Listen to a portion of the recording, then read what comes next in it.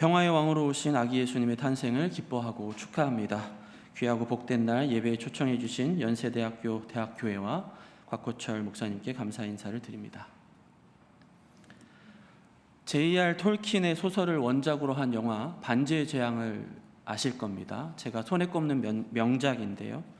이 영화의 두 번째 시리즈가 반지의 제왕 두 개의 탑이라는 에피소드인데요. 거기서 헬름 협곡 전투 장면이 나옵니다. 혹시 보신 분 있으시면 기억을 떠올려 보셔도 좋겠습니다. 아주 거대한 스케일로도 유명한 장면입니다. 로한인과 그를 이끌던 세오덴 왕은 나팔산성을 사이에 두고 사루만의 거대한 병력과 대치를 벌이고 있습니다. 하지만 병력의 차이가 너무 커서 포위당한 것과 다름없었습니다. 승패는 이미 기울어진 것처럼 보였습니다. 절망과 낙담의 순간이었습니다. 하지만 바로 그때 동쪽 언덕에서 해가 뜨기 시작했고요. 백마를 탄 간달프가 로한의 기마부대를 이끌고 등장합니다. 신락 같은 희망의 비추기 시작한 것입니다. 반지의 제왕 시리즈에서도 가장 유명한 장면으로 손꼽히는 인상 깊은 장면입니다. 저는 이 장면이 오늘 제가 말씀을 전하고자 하는 마침내 평화라고 하는 감정을 잘 담고 있다고 생각합니다. 평화라고 하면 떠오르는 이미지들이 있는데요. 보통은 비둘기라던가 자연이라던가 고요한 상태라던가 아니면 내면의 평화 같은 것들, 추상적인 관념이나 정서적 평정심을 떠올리곤 합니다. 하지만 평화에 대한 정의는 혹은 개념은 사람마다, 집단마다 다르고요. 때론 평화의 이름으로 폭력과 전쟁이 일어나는 모순이 벌어지기도 합니다. 이를 평화의 다원성이라고도 하고 평화의 얼굴들이라고도 부릅니다. 제가 오늘 나누고 싶은 평화는 여러 평화들 중에서 마침내 평화입니다. 마침내 평화란 말은 말 그대로 오랫동안 평화를 기다렸다라는 의미가 될 것이고요. 또 이전까지는 평화가 없었다는 것도 의미하겠습니다. 아니, 평화가 없었다는 것보다 폭력과 갈등의 상황 가운데 놓였던 사람들이 마침내 평화를 맞게 된 것을 마침내 평화라고 하겠습니다. 헬름 협곡 전투에는 적에게 사방으로 둘러싸여서 더 이상 가망이 없는 상태, 이제 정말 끝이구나, 그런 순간을 말하는 것이죠. 절망의 순간이겠습니다. 어쩌면 그 절망은 어두운 밤보다 더 짙어 보입니다. 하지만 이내 어둠은 사라지고 새벽녘에 해가 뜨기 시작하는 것이죠. 바로 그때 동쪽 언덕 위로 흰색의 간달프가 로한의 기마부대를 이끌고 마침내 돌아온 것입니다. 그 덕분에 그들은 살 수 있었습니다. 오늘 제가 여러분과 생각해 보고 싶은 평화는 어쩌면 어둠이 짙게 내린 밤이 지난 후에 어스름하지만 저 멀리 동쪽에서 새벽 해가 뜨는 그런 장면의 평화가 아닌가 생각합니다. 오늘 저희가 읽은 본문 이사야서 52장 7절에서 10절은 흔히 메시아의 오심을 예언한 구절로 예수 그리스도의 탄생과 함께 읽는 구절입니다. 아기 예수의 나심은 한마디로 놀랍고도 반가운 희소식이죠. 이 소식의 대상은 1차적으로는 바벨론의 포로였던 이스라엘 민족을 향한 것이었습니다. 오랜 기간의 포로 생활을 마치고 드디어 고향으로 돌아갈 날이 올 것에 대한 소식, 즉 해방과 구원의 소식이었습니다. 하지만 이사야의 예언은 장차 오실 메시아에 대한 것이며 이는 온 인류를 구원하실 예수 그리스도를 향한 예언임을 우리는 알고 있습니다. 여기서 희소식이란 말은 좋은 소식이란 말도 되고요. 영어로 good news란 말도 되지만 사실 우리가 가장 잘 아는 복음, 가스펠이죠. 구원의 기쁜 소식을 의미하는 단어입니다. 흥미로운 사실은 예수께서 태어나셨던 로마 제국 당시에 이 복음을 뜻하는 말, 에반겔리온이라는 말은 전쟁에서 승리했을 때 사용하는 단어이거나 아니면 새로운 황제가 등극했을 때 쓰는 표현이었다라는 것입니다. 여러분도 알다시피 예수께서 십자가에 달려 돌아가신 이유는 그가 흠없고 아무 죄도 없었지만 유대인의 왕임을 부인하지 않았기 때문이었습니다. 성도들 또한 당시 로마의 황제가 아니라 예수를 구주로 믿고 따르고자 했었고요. 그 결과 모진 핍박과 순교까지 감내해야만 했습니다. 예수 그리스도의 구원은 모든 사람을 위한 것이었지만 모두에게 희소식은 아니었습니다. 그분의 오심은 주로 삶의 절망 가운데 있으면서 메시아가 오기만을 기다리던 사람들에게 기쁜 소식이었습니다. 마음이 가난한 자는 복이 있다 라고 하는 이 산상수훈의 말씀이 저는 과거나 지금이나 참 이해하기 어려운 말씀인 것 같아요. 다 이해하기는 어렵지만 구원의 길이, 그리스도의 길이 좁은 길이라는 것만큼은 신앙의 여정이 자라감에 따라서 조금씩은 이해하는 것 같습니다. 요한복음의 저자는 예수께서 이 땅에 오심을 가리켜서 어두운 세상을 비추는 참빛이 오셨다라고 말하고 있습니다. 그런데 어둠이 그 빛을 알아보지 못하였다고 말합니다. 반면에 이 빛을 알아본 사람들도 있는데요. 바로 어두운 삶의 자리에 놓였던 사람들이었습니다.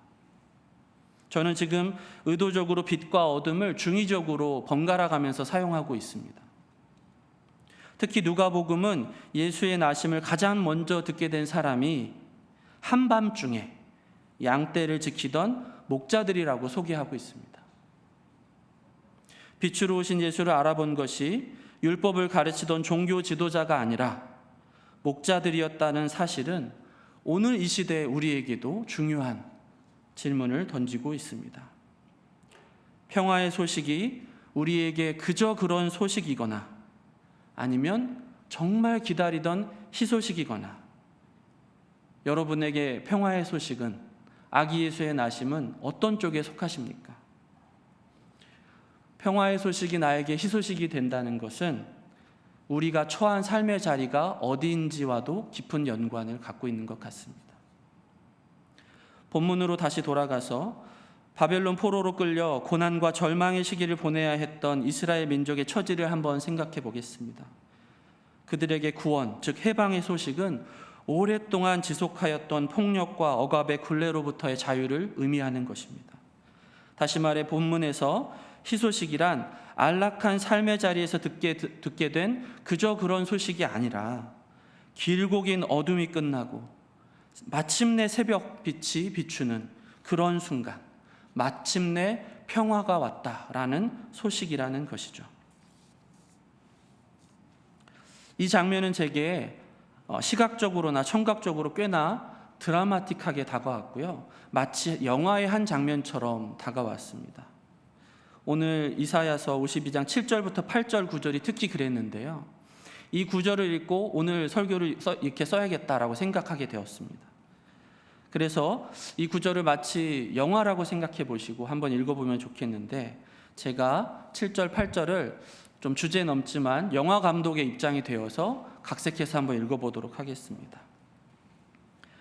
영화의 시작은 빠르게 달려오는 발을 비추면서 시작합니다. 신발은 낡았고 흙먼지로 가득합니다.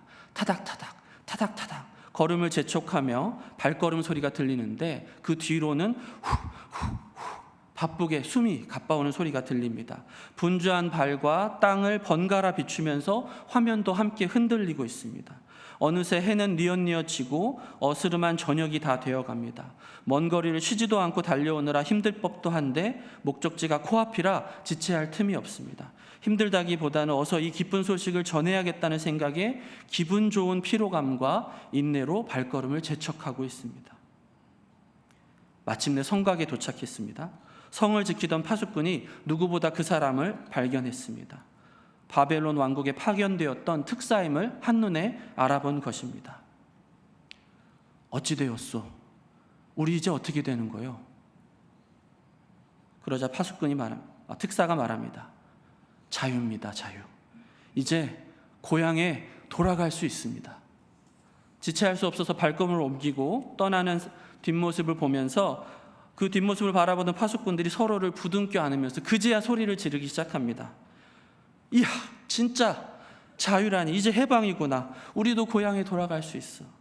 야, 얼마나 오랜 시간 이 시간을 기다렸던가. 정말 끝난 건가?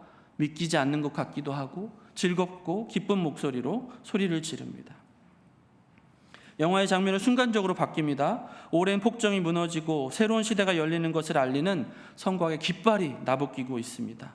사람들이 뛰어나와서 거리로 나와 소리치고 있습니다. 드디어 해방의 날이 찾아온 것입니다. 바벨론 포로로 잡혀 고된 노역으로 지쳤던 이들이 자유를 얻고 마침내 고향에 돌아오게 될 때 어린 시절 봤던 시내산이 그대로 그들을 맞이하고 있는 것입니다. 남겨진 자들이 손을 들어 환영의 인파를 이루고 있습니다. 그제서야 와, 정말 고향에 돌아왔구나. 서로를 얼싸안고 기뻐하는 모습들을 비추고 있습니다. 그날 저녁 가족들이 마침내 한자리에 앉아서 밥을 먹고 감사의 인사를 돌리는 장면도 보이면서 안정감마저 느껴지는 장면이 있습니다. 그렇습니다. 평화는 눈으로 보는 것입니다. 이런 장면은 저의 상상이긴 하지만 역사적으로도 유명한 장면들이 많이 떠오릅니다. 제가 정말 좋아하는 영화 레미제라블이라는 영화가 있죠. 소설로도 유명한 이 영화의 마지막 장면은 이제 봉기에서 죽은 사람들이 다시 살아나서 바리케이트와 성곽 위에 올라서 어깨동무를 하면서 다 함께 노래를 부릅니다. 그 유명한 노래 Do you hear the people sing? 이란 노래를 부르면서 자유, 평등, 박애를 상징하는 삼색기를 휘날리고 있습니다. 그리고 프랑스 왕정, 독재 왕정이 무너지고 공화주의가 올 것을 외치면서 Tomorrow will come 이라고 노래를 부르면서 영화는 끝이 납니다. 이 장면뿐만 아닙니다. 이런 마침내 평화라는 장면은 많이 떠올릴 수 있는데요. 대한독립 만세를 외치면서 일제의 억압으로부터 마침내 자유와 독립을 노래했던 순간이 기억나고요.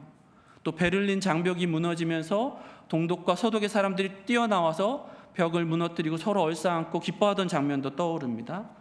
양반과 상놈, 신분제가 분명했던 구한말 시대에 마침내 백정 출신의 교인이 교회 지도자가 되는 장면이 떠오릅니다. 극심한 인종차별이 막을 내리고 마침내 남아공 최초의 흑인 대통령이 탄생하던 순간이 떠오릅니다. 오랜 남녀차별의 역사가 마침내 막을 내리고 여성도 당당히 투표장에 들어섰던 순간도 떠오르는 것이죠. 마침내 평화가 이루어진 것을 직접 눈으로 볼 것이라는 말씀은 우리 신앙의 본질과 맞닿아 있는 것 같습니다. 히브리서 기자는 믿음은 바라는 것의 확신이자 보이지 않는 것들의 증거라고 했습니다. 그런데 이 믿음은 역설적이게도 보이지 않는 상황 속에서 보는 것을 의미하는 것이죠. 믿음 때문에 어떤 이들은 조롱을 받기도 하고 채찍으로 맞기도 하고 심지어는 결박을 당하기도 하고 감옥에 갇히기까지 하면서 시련을 겪었습니다. 또 그들은 돌로 맞기도 하고 톱질을 당하기도 하고 칼에 맞아 죽기도 하였습니다. 그들은 궁핍을 당하며 고난을 겪으며 학대를 받으면서 양과 염소의 가죽을 입고 떠돌았습니다. 히브리서 기자가 믿음은 보는 것이라고 하고 나서 진술한 사람들의 이야기입니다. 그들이 처한 상황과 그들이 믿음으로 바라본 평화는 사실 아득히 먼 평화였을 것입니다. 최근 송강호 목사님의 책 평화, 그 아득한 희망을 걷다라는 책이 있는데요. 이 책의 영어 번역본이 출판되었다는 소식을 들었습니다. 저로서는 이분의 삶을 멀리서만 지켜볼 뿐입니다. 사실 감히 따라할 엄두조차 나지 않습니다. 저는 신학을 공부했지만 평화학과 미디어를 다루고 그쪽에 관심을 가지고 연구를 해오고 있지만 사실 제 삶과 삶의 자리는 그렇게 평화의 자리와 가깝지 않습니다. 근데 송강호 박사님 같은 분은 정말 폭력과 갈등이 있는 곳에 항상 계시면서 몸으로 그것들을 맞으신 분이죠. 근데 그런 분이 자신의 인생을 이제 책으로 쓸 때 평화, 그 아득한 희망을 걷다라고 책 제목을 썼다라는 것이 그분은 평화를 말하지만 그분이 처한 상황은 정말 반평화의 순간이었겠구나라는 생각들을 해보게 됩니다. 역설적이게도 정말 그 어둠과 절망의 순간에 있는 사람만이 마침내 평화구나 라고 말할 수 있지 않을까 생각해 봅니다. 그런 의미에서 오늘 본문 9절, 너희 예루살렘의 황폐한 곳들아 라는 구절은 새삼 다른 의미로 다가오게 되었는데요. 이 평화의 소식이 마침내 평화로 들려져야 할 곳은 바로 황폐한 곳들이기 때문입니다. 황폐한 곳이라는 것은 꼭 물리적인 공간만을 뜻하는 것은 아닐 것입니다. 몸과 마음, 관계의 상함, 구조적이고 지속적인 폭력, 혐오와 차별, 소외와 배제, 여러 가지 이유로 삶의 자리에서 밀려나 절망 가운데 있는 사람들이 떠오릅니다. 우리의 자리가 안락하고 편안할 때 우리는 평화의 소식을 그저 그런 소식으로 지나치게 될지 모릅니다. 하지만 우리 주변을 둘러보면 평화의 소식을 간절히도 기다리는 사람들이 있습니다. 성탄절, 우리 주변을 둘러보고 황폐해진 곳에 거한 사람들을 위해 기도해야 할 이유가 여기 있겠습니다. 자신의 어느 지위에 있거나 어느 상황에 있다는 것이 성탄절의 평화의 소식이 다르게 들린다고 제가 말씀드렸는데요. 한 예를 드리겠습니다. 봉준호 감독의 영화죠. 기생충이라는 영화 많이 보셨을 텐데요. 이 영화가 처음 한국에 개봉되었을 때 저의 반응은 불편함이었습니다. 한국 사회에 다양한 모습들이 있는데 굳이 감추고 싶은 치부를 까발리는 것 같아서 불편했었습니다. 물론 세계의 관객은 한국의 상황이 자신들의 나라의 상황과 다르지 않다는 것을 공감도 해주었고요. 또 봉준호 감독의 문제의식인 오늘날 신자유주의 체제 속에서 심화되는 양극화나 불평등의 문제에 깊이 공감하기도 했지만 불편함을 지울 수 없었거든요. 그러다가 지난해 태풍과 폭우 등의 일들이 참 많았었죠. 그리고 재난재해가 빈번히 발생했고요. 그러다가 비가 너무 많이 오던 날 반지하에 사는 사람들에게 유독 혹독했던 비 피해가 실제 일어난 적이 있었습니다. 영화 속의 텍스트였던 것이 실제 현실이 된 순간이었습니다. 영화 속에 등장했던 엄청난 빗물은 수많은 계단을 흘러 아래로 내려가기만 했는데요. 정말 야속할 것처럼 비가 내렸었습니다. 저의 삶의 자리는 제법 안전한 공간이었기 때문에 봉준호의 영화를 불편함 정도로 받아들였었는데 누군가에게는 절박한 현실이었다라는 것을 뒤늦게 깨닫게 되었습니다. 이런 일들이 참 많은 것 같습니다. 우리는 많은 목숨을 잃고서야 뒤늦은 후회를 하고 있습니다. 아래로라는 빗물이 흘러내리던 방향은 그때 당시 참 야속하게 느껴졌습니다. 재난은 공평하지 않고 약자들에게 더 가혹하구나 깨달았습니다. 그런데 역설적이게도 아기 예수의 나심은 그렇지 않은 것 같습니다. 인간의 모습으로 이 땅 가운데 오신 성육신의 사건은 사실 가장 높은 곳에서 가장 낮은 곳으로 온 것이기 때문입니다. 아래로 은총의 빗물이 내려가는 것입니다. 그리고 그 빗물은 가장 황폐한 곳들로 흘러 내려갑니다.